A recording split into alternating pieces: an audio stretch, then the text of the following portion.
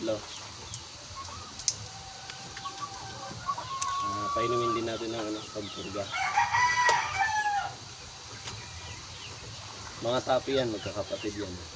Ito, magkapatid tong kanaway na to eh. Yan, tapi yan.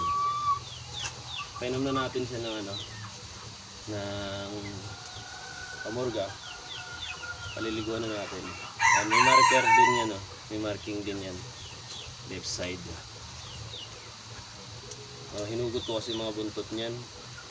Gawa ng nagiging paling, gawa ng ng laging basa yung mga buntot nila.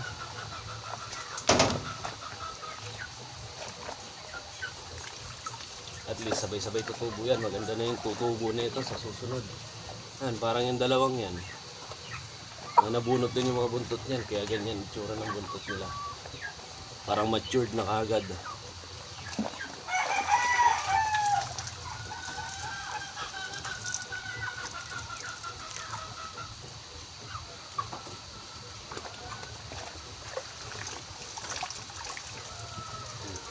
Okay na to. At mana-press ko na sila. Update na lang ulit mamaya.